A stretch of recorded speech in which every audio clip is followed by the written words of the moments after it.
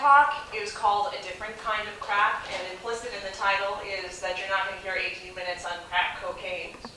And even though I ran an empowerment workshop for women that was called the Vagina Monologues Workshop, I'm also not going to be talking about that crack. Although Megan did ask us to talk about what turns us on. And there were a lot of things that went through my head that I tried to make meaningful speeches out of. But finally I got quiet, and sort of like Peter suggested an image, a quote came into my mind.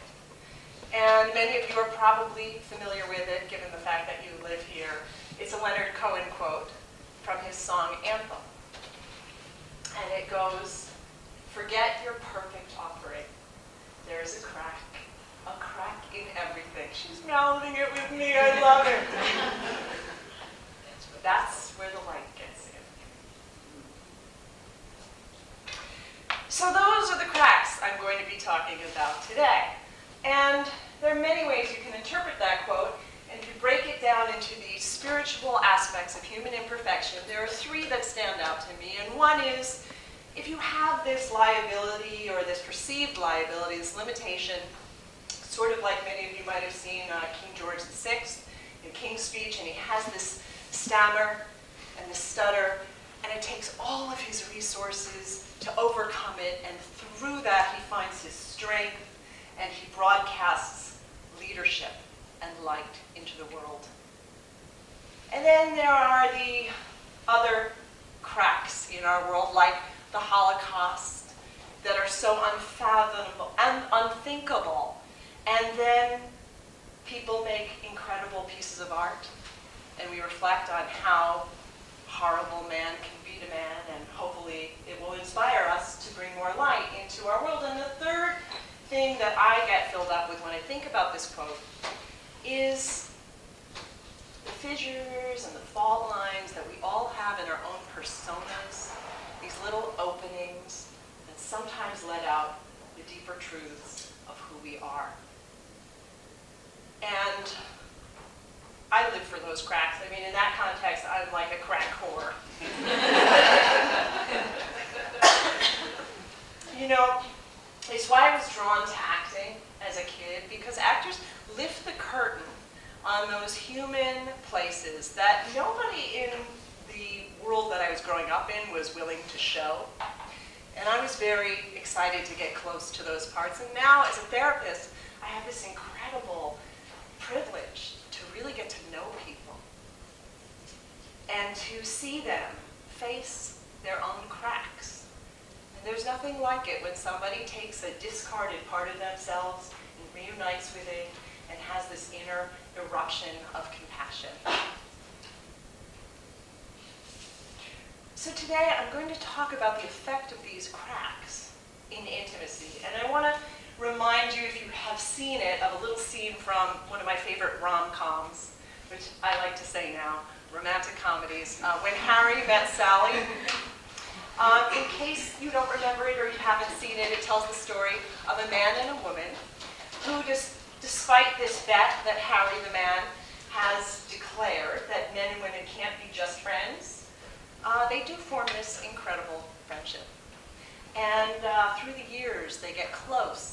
They share friends. They share activities of daily living. They talk to each other every day. But eventually, as Harry predicts, the relationship does cross the line into the sexual realm. And the event that takes them across this line is not one in which she's wearing impossibly high heels and a little low-cut black dress. It's one in which she calls him up in hysterics because she's recently spoken to her ex-boyfriend who's gotten engaged. So it was this Sally, not the controlled and very contained character who seems to know and get exactly what she wants, but this sort of hysterical, messy, single Sally with all these feelings and snot pouring out of her, that Harry was like a magnet drawn closer to her and compelled to express his love in a physical manner.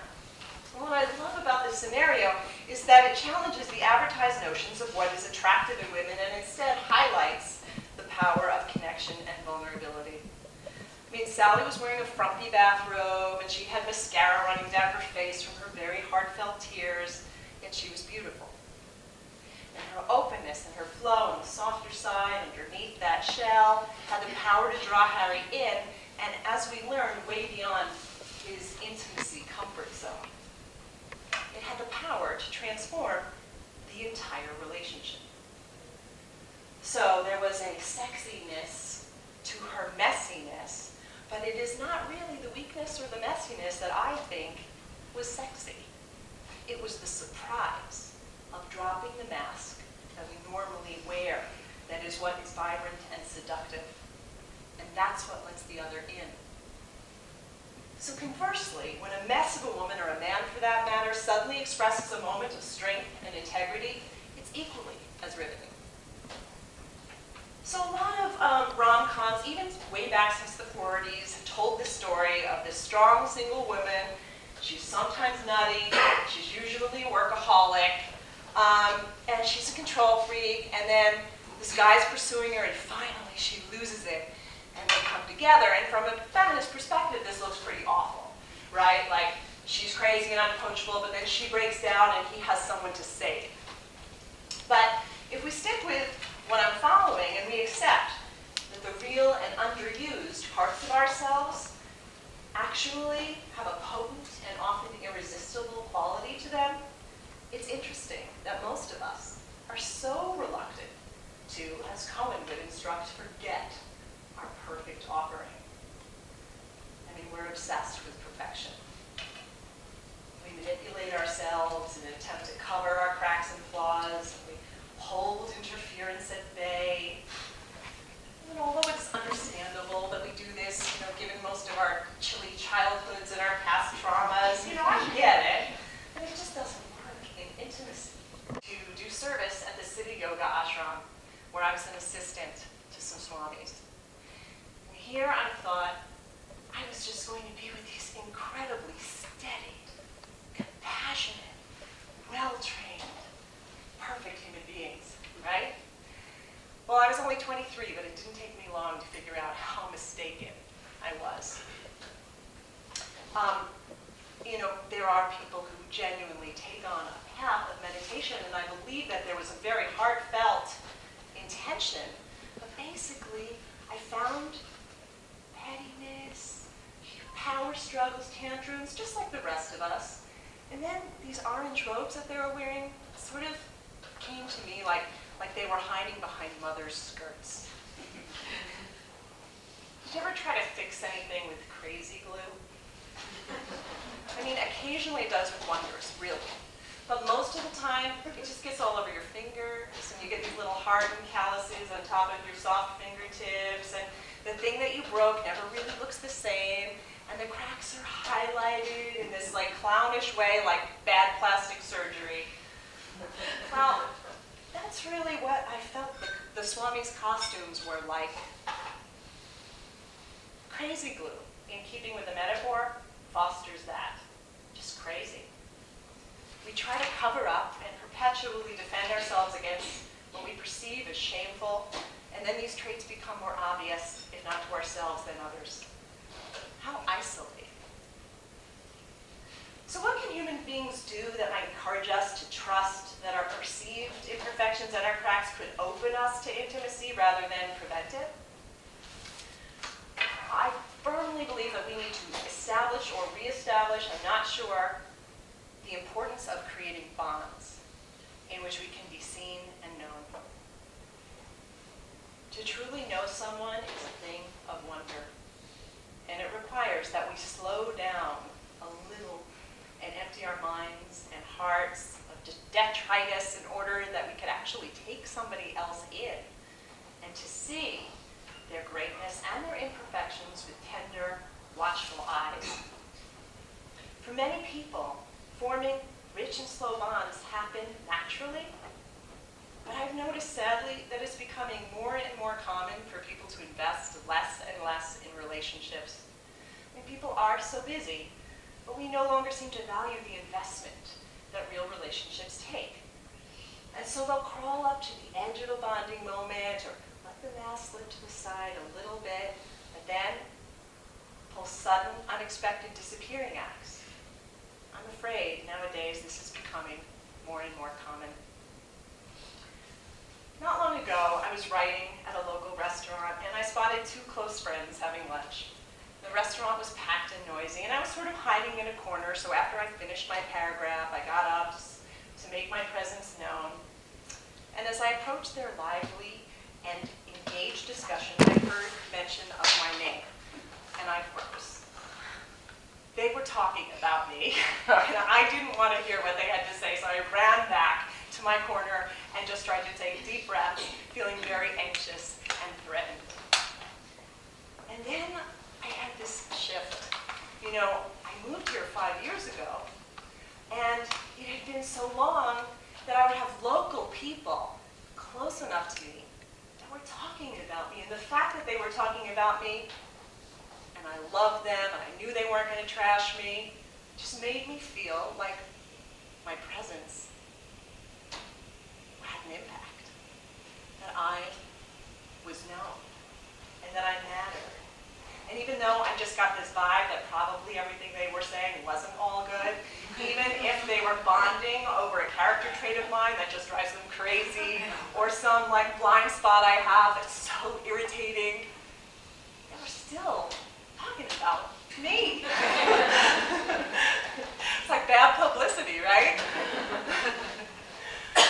So I really began in that moment to see the value in being known and feeling connected. And then I went over, and they said, "Oh, we were just talking about you," and I said, "I know," and we had this big laugh about it. A great deal of light, or certainly lightness in being, does come through laughter. So being comfortable with our imperfections is going to require that we cultivate a sense of humor and play. But in critical, intimate moments, humor can seem belittling.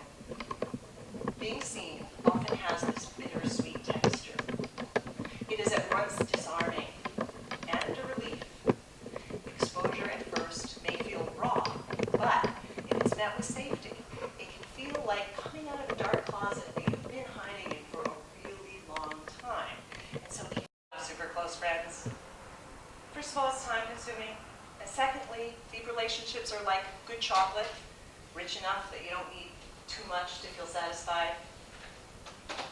The shared agreement between you and your intimates to be open has transformational potential. I once read that John Cassavetes and Gina Rowlands, the husband and wife pioneer team of independent film, would spend a sizable amount of time on the couch each day after work. They would discuss the personal issues that came up at work and the issues that came up between them. And they wouldn't leave the couch until they said what needed to be said, cleared the air, resolved any of those lingering issues, and together they transformed themselves out of that work energy mode and back into the heart of the relationship. Lastly, we need to invite experiences of spontaneity into our lives. We need to willingly open the cracks within ourselves to let the light in, instead of always letting life come in to do it for us. Being spontaneous requires discipline because the pull to be regular and routine is so strong. So if you're truly going to be spontaneous, you're going to feel this rub, this discomfort, before you really open to something new. I have this with dancing. I love to go dancing. Every time I go dancing, I feel energized and ecstatic. Every time I think about going dancing, I feel tired. No, it's too cold. I'm too tired. You all know the story.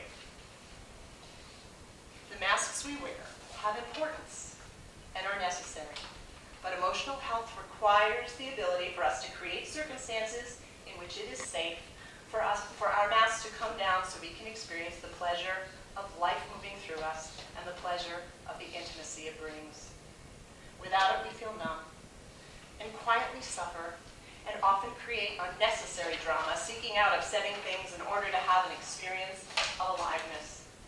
That kind of reactive spontaneity does not increase intimacy at all, but is a fast way to make your loved ones very frustrated. As Martin Buber, the great relational philosopher, said, "All means are impediment. Only where all means fall to pieces encounter happens. I am turned on by the encounter, by the spectrum of humanity that lives within each one of us as it is revealed in relationship over time. I am passionate about what it means to see and know the other.